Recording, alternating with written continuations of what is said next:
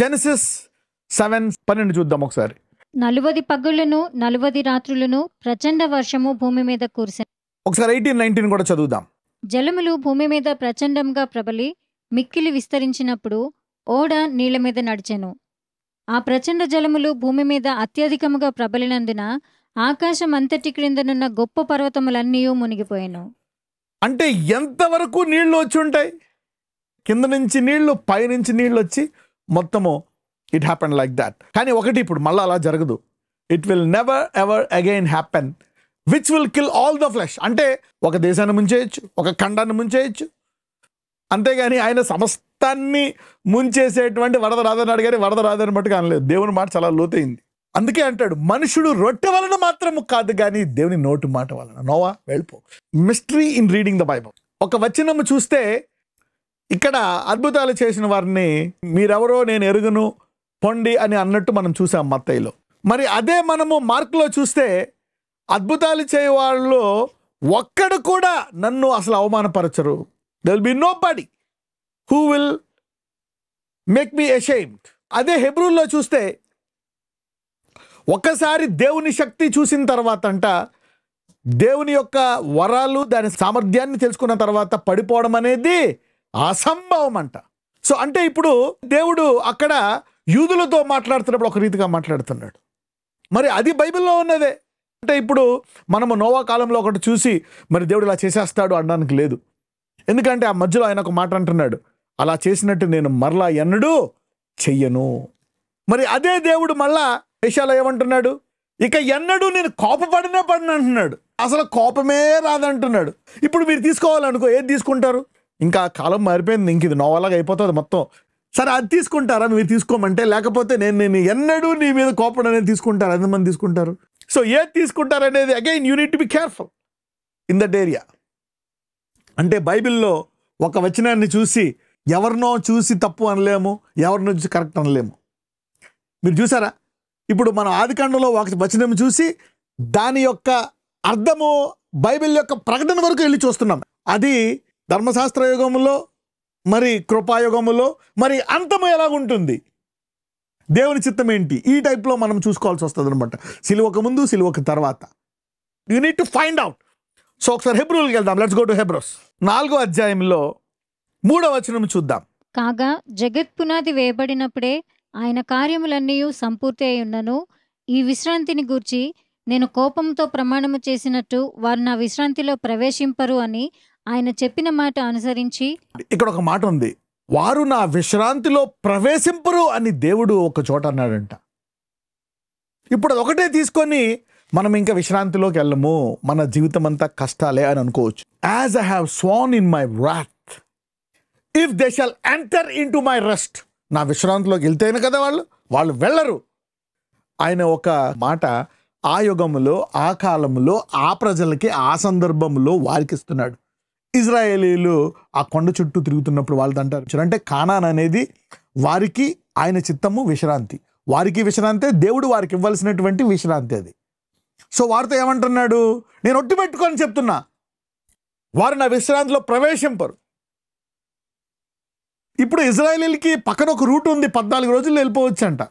వాళ్ళు కనుక విధేయత అయ్యి మేము వాక్యం వింటాం, మేము మా కొంచెం విశ్వాసాన్ని మేము ఉపయోగిస్తాం అని వారు కనుక అంటే, దేవుడు ఆ విశ్వాసాన్ని ఇంకా హెచ్చించి వారిని 14 రోజులు కాకపోయినా 40 రోజుల్లోనే కానాన్ తీసుకెళ్ళిపోతాడు. 40 సంవత్సరాలు తిరిగారు కదండి. అంటే వారితో మీరు నా విశ్రాంతిలో ప్రవేశించరు అని. సో ఇప్పుడు ఏం తెలియకుండా అది ఒకటే ఉందనుకోండి, సర్లే పరలోకంకి వెళ్తాంలే, ఇంక ఈ భూమి మీద కష్టాలు ఉన్నాయని నేను వెళ్ళిపోవచ్చు. కానీ అదే వచనాన్ని ఇప్పుడు చూద్దాం. Let's continue. అని ఆయన చెప్పిన మాట అనుసరించి విశ్వాసులమైన మనము ఆ విశ్రాంతిలో ప్రవేశించుచున్నాము. మరియు దేవుడు 7వ దినమందు తన కార్యములన్నిటినీ ముగించి విశ్రమించెను అని 7వ దినమును గూర్చి ఆయన ఒక చోట చెప్పి ఉన్నాడు. చూడండి, ఇంకో చోట ఎక్కడో చెప్పాడంటే 7వ రోజు విశ్రాంతి అని.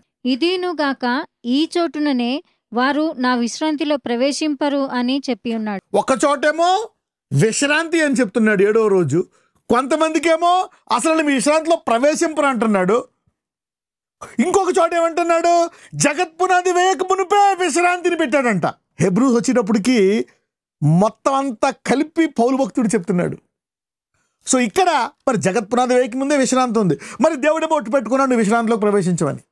హెబ్రీయులు 4:6 కాగా ఎవరో కొందరు విశ్రాంతిలో ప్రవేశించుదురు అను మాట నిశ్చయము కనుకను, ముందు సువార్త వినిన వారు అవిధేయత చేత ప్రవేశింపలేదు కనుకను, నేడు మీరు ఆయన మాట వినినేడలా మీ హృదయములను కఠినపరచుకొనకూడదని వెనుక చెప్పబడిన ప్రకారము ఇంతకాలమైన తరువాత దావీదు గ్రంథంలో నేడని ఒక దినమును నిర్ణయించుచున్నాడు. అంటే అది పర్మనెంట్గా దేవుడు ఫిక్స్ అయిపోలేదు, అలాగా అది పర్మనెంట్గా మీరు అలా రొట్టు పెట్టుకున్నాడు. కానీ దేవుడు దావీదుతో ఒక దినం ఉంది అంటున్నాడు.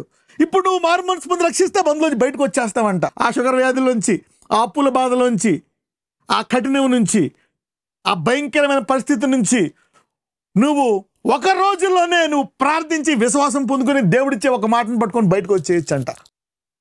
ఇక్కడ దేవుడు వాళ్ళతో అలా చెప్పాడు. కానీ అంతకుముందు ఒకటి చెప్పాడు, దావీదుతో అలా చెప్పాడని ఆ రెండు పట్టుకొని ఇప్పుడు నువ్వు బయటకు వచ్చేయచ్చు. ఎప్పుడు? నేడే. సో మరి నోవాలాగా ఉంటుంది రాకదంటే కరెక్టే. ఎలాగుంటుంది నోవాలాగా? సో ఆ నోవా టైంని అందులో unit to take only Sam.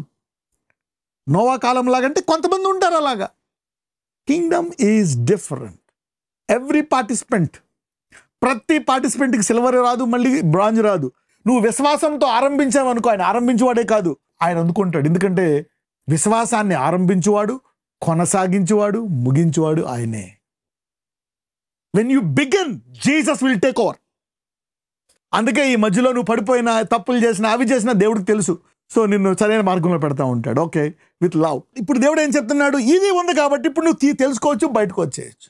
ఇక్కడ పరిశుద్ధాత్మతో అనిపిస్తుంది, పరిశుద్ధాత్మడా నాకు ఇంకా బోధించు అంటే ఆ వచనంలోకి లోక అంతర్యాన్ని ఇలాంటివి కొన్ని 100,000 ఉన్నాయి వచనాలు. కొంతమంది అంటే లోకంలో ఉన్న నాకు ఏది అక్కర్లేదు అనుకుని ఉంది, దేవుడు ఉంటే నాకు ఈ లోకంలో ఉన్నది ఏది అక్కర్లేదని. మరి అదే వాళ్ళకి ఏమంటారు? మీరు లోకంలో ఉప్పై ఉన్నారంటారు. మరి అదే దేవుడు మీరు లోకంలో వెలుగై ఉన్నారంటారు. చూడండి, ఒక మాటను అలా చేయకూడదు. అందుకే should be very very careful. The Bible should be taught all your life time. ఎందుకంటే అంత దినముల్లో జ్ఞానం పెరుగుతుందంట.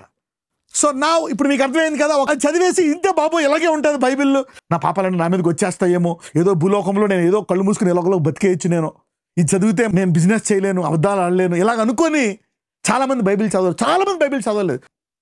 మీరు చూస్తే అన్ని కాలాలు నోవాలాంటి కాలాలు కాదు. నినివే పట్టణము ఎప్పుడైతే జోనా ప్రకటించాడో పట్టణం అంతా పశ్చాత్తాపడితే ఆ దేశానికి స్వస్థత కలిగిందా లేదా? Yes, there are many times that people repented and changed their situation in a day. ఒక్క రోజులో 10, 20, 30 సంవత్సరాల పాపము తీసివేశారు. పశ్చాత్తాపం, రిపెంటెన్స్. ఈ రిపెంటెన్స్ అనేది ఎందుకు సాధ్యము? యేసు ప్రభు వారి యొక్క సిలువ ద్వారా. మరి నోవా టైంలో ఉందా? అవును, జగత్ పునాది వేయక మునిపే వధింపబడిన గొర్రెపిల్ల. Repentance is available. పశ్చాత్తాపం అనేది ఎప్పుడు అవైలబుల్ ఉంది. So you need to be careful in picking up and studying the scriptures. You need to find out mystery in reading the Bible. నజరేయుడైన యేసయ్య ఈరోజు ఇదిగో ఎవరెవరికి ఏ ప్రాంతంలో మాకు సరైన రీతిగా ఇది అందుబాటులో లేవు, ఈ డబ్బులు రావటం లేదు, ఇంకా నాకు సొంతిల్లు రాలేదు, ఇంకా నేను దీన్ని జయించలేదు, నా బాధ పోలేదు, నాకు ఇంకా పెళ్ళి అవ్వలేదు, నాకు పిల్లలు లేరు, నా నొప్పి పోలేదు, ఇంకా నాకు ఎన్ని కష్టాలు ఉన్నాయి అనుకుంటున్నారు ప్రభువా. ఇదిగో నీవు ఏ కష్టము లేకుండా ఆ ఓడలో నోవాని సమస్త జంతువులను చూసుకున్నావు. అద్భుత రీతిగా నువ్వు వారిని కాపాడావు. ఈరోజు అన్ని రంగాల్లో ఆశీర్వదించమని నజరేయుడైన యేసు నామమున ప్రార్థిస్తున్నాము తండ్రి. ఆమేన్.